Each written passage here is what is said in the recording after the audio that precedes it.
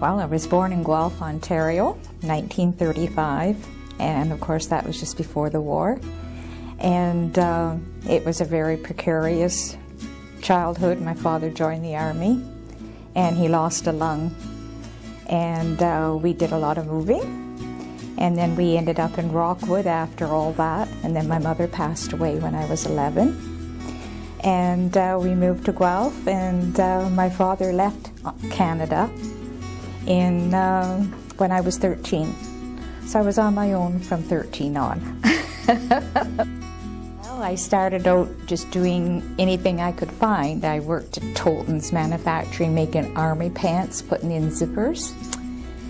And then I ended up in a Ralston Steel making mailboxes. And then I ended up in a bank. And then I became pregnant with my first child when I was 18. And I had a rest for 4 years. I had 5 children. And then I went back to work, and I ended up in Omark Industries. And they make what do you call those saws that you do in the lumber business and such. And I did the cutting and sharpening them and that. And I stayed there, worked nights until my kids were growing up, and then I went into bookkeeping. And I met a very nice man, and he helped me find my way in that field, and I stayed in it until I was 68. And I enjoyed it very much. Well, I think it was just trying to better myself, because I never even got through grade 10. I think I quit before then because I had no books, and I was always getting detentions and such. And then my father left, so I just kept struggling, and I just made up my mind. I'd made my promise to my mother that I would try to do good and better myself.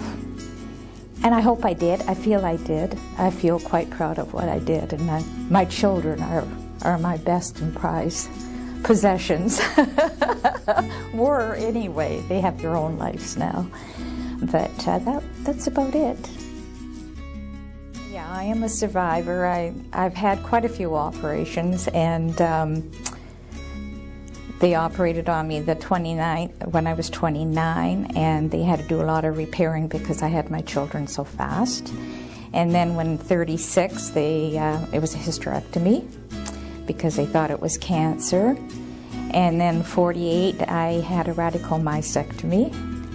And in 60, I had some intestines removed. So I'm very, very lucky, to be here, and thank goodness for our hospitalization and the doctors that we have.